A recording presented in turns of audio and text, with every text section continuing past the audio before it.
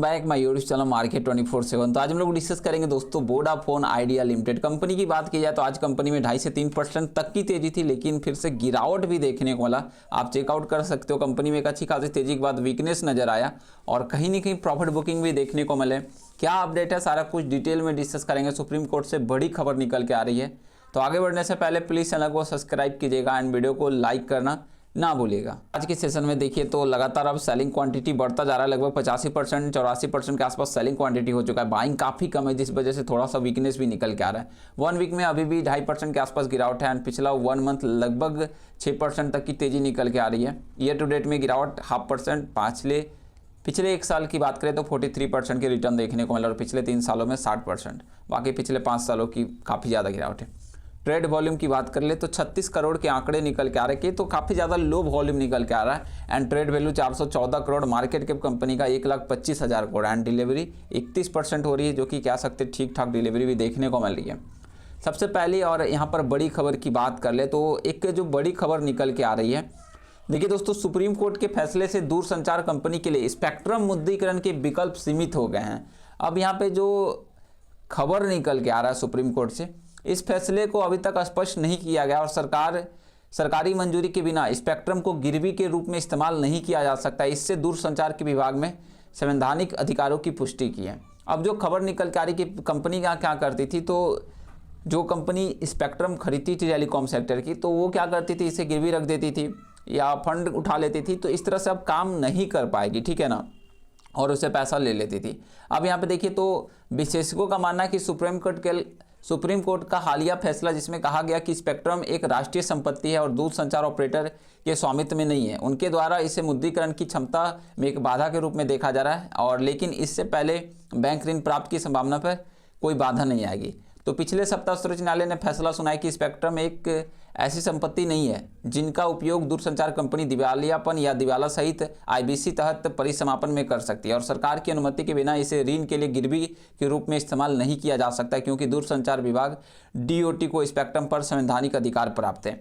तो यही एक खबर निकल के आ रहा है, जिससे थोड़ा बहुत कहीं कहीं कंपनी को प्रॉब्लम हो सकता है। और आगे जो विषय क्या है कि यह कहा गया कि दूरसंचार कंपनी के लिए बैंक से धन प्राप्त करने, यहाँ पे अगर आप देखोगे तो पारिस्थितिकी तंत्र को लेकर कोई चिंता वाली बात नहीं है। टेलीकॉम कंपनियां अपनी बैंक ऋण योजना में कहीं के स्पेक्ट्रम का प्रस्ताव नहीं रखा था। दोस्तों, इकोसिस्टम में कोई भीतर कोई चिंता नहीं थी, ध्यान रखिएगा। बाकी ये एक खबर निकल के आया और आगे एक खबर और की बात करें जो कि काफ़ी ज़बरदस्त खबर निकल के आ रहा है कि वोडाफोन आइडिया क्यों अचानक दोस्तों एफएफआई ने वोडाफोन के करोड़ों शेयर खरीदे, क्या होने वाला है आइए जानते हैं। तो काफ़ी बड़ी खबर निकल के आई और ये खबर कहीं के एक काफ़ी बड़ी खबर है। देखिए तो वीआई के शेयर हाल महीने में विदेशी निवेशकों एफएफआई के द्वारा जबरदस्त खरीदारी और बाजार का ध्यान खींचा। पिछले 9 महीनों में एफआई ने करोड़ों शेयर खरीदे और उनकी हिस्सेदारी 10.6% से बढ़ाकर 12.15% होती हुई निकल के आई, परसेंट होता हुआ निकल का है। और यह खरीदारी ऐसे समय में हो रही है जब कंपनी अपनी कई चुनौतियों का सामना कर रही है और ऐसे में सवाल उठता है आखिर एफआई को वोडाफोन आइडिया में क्या मौका दिख रहा है। तो यहाँ पे एफआई की लगातार खरीदारी देखने को मिल रही है और ये एक कहीं न कहीं पॉजिटिव थिंग निकल के आ रहा है। विदेशी संस्थागत निवेशकों ने पिछले 3 महीनों में लगातार खरीदी की और जून में एफआई की हिस्सेदारी 10.6 थी और दिसंबर की बात कर ले तो 12.15% होती हुई निकल गई। इसका मतलब विदेशी निवेशकों ने करोड़ों शेयर खरीदे और कंपनी में अपनी हिस्सेदारी बढ़ाई है। और आमतौर पर एफआई किसी शेयर में निवेश नहीं करता है, ऐसे लंबे समय में संभावित ग्रोथ और बदलाव की संभावना देखकर ही निवेश करते हैं, मतलब कि आने वाले टाइम में काफ़ी ज़्यादा लाभ हो सकता है। पहला नंबर कंपनी का 45,000 करोड़ का निवेश का प्लान देखने को मिलता है और इसका एक बड़ा कैपेक्स भी घोषित है जो कि अगले 3 साल में कंपनी यहाँ पर यूज करने वाली है, देख ही सकते हो। नेटवर्क को मजबूत करना, ग्राहक का अनुभव बेहतर करना एंड EBITDA की सुधार करना, बाकी कंपनी लगातार ग्रोथ के लिए चल रही है। प्रमोटर कुमार मंगलम बिरला की खरीदारी को देखते हुए एंड आगे बात करें यहाँ से तो नंबर 3 AGR राहत और सरकारी सपोर्ट की उम्मीद मिली कंपनी को, AGR पे सपोर्ट मिला, इस कारण भी कंपनी का ग्रोथ आगे चलकर बेहतर हो सकता है इसी वजह से। नंबर 4 की बात करें शेयर में लगातार मजबूती, 2024 में अब तक शेयर 6% तक चल चुका है और 1 साल में 36% के रिटर्न दिए। फरवरी को गिरते बाजार में भी 2% चलकर 12 रुपये करीब पहुँच गया, जबकि शेयर लगातार अच्छा प्रदर्शन कर रहा है। तो अगर आपके पास भी वोडाफोन आइडिया के शेयर है तो यह एक पॉजिटिव संकेत हो सकता है। बाकी कह सकते हैं ठीक है, अच्छी बात है कि एफआईज भी प्रमोटर भी लगातार हिस्सेदारी बढ़ाए जा रहे हैं और लगातार खरीदारी देखते हुए ये काफ़ी शानदार खबर निकल के आ रही है। बाकी यहाँ से देखिए तो जनवरी के आंकड़े पूरी तरह से आ चुके हैं, क्वार्टर 4 के आंकड़े आने शुरू होने लगे। एंड कोटक के द्वारा एक अच्छी सी खरीदारी, 99 करोड़ शेयर खरीदारी हुआ है कोटक के द्वारा। ICICI ने भी 80 करोड़ शेयर समथिंग खरीदारी की है।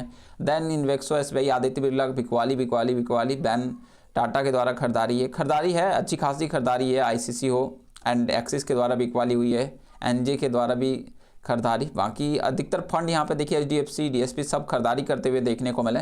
बिकवाली भी हुई है, तो ज़्यादातर यहाँ पे खरीदारी ही देखने को मिल रही है, जो कि कंपनी के लिए एक बेहतर खबर है। एंड जियो ब्लैक रॉक की भी एंट्री हुई है, 39 लाख शेयर यहाँ पे खरीदारी करते हुए निकल गए। तो कह सकते हैं जनवरी के जो आंकड़े आए काफ़ी बेहतर आंकड़े देखने को मिला, और ज़्यादा जिसमें खरीदारी होता है तो कहीं की एक पॉजिटिव थिंग ही निकल के आता है। और जिस तरह से वोडाफोन आइडिया में खरीदारी हो रहे हैं, यहाँ म्यूचुअल फंड, FI कहिए तो प्रमोटर लगातार खरीदारी करे, जो कि एक पॉजिटिव थिंग निकल के आता है। जैसे पॉजिटिव न्यूज़ आती रहेगी कंपनी में तेज़ी देखने को मिलेगी। अदरवाइज अभी कंपनी के हाल में आप देख सकते हो किस तरह से पिछले 6 महीने में रिकवर की है, काफ़ी ज़बरदस्त रिटर्न भी बना के दिए हैं, और तो आगे कंपनी बेहतर करते हुए निकल के। बाकी आगे जैसे और अपडेट आता आप तक जरूर पहुंचेगा। चलिए मिलता है नेक्स्ट वीडियो में। Thanks for watching. जय हिंद, जय Bharat. Please share, subscribe and like.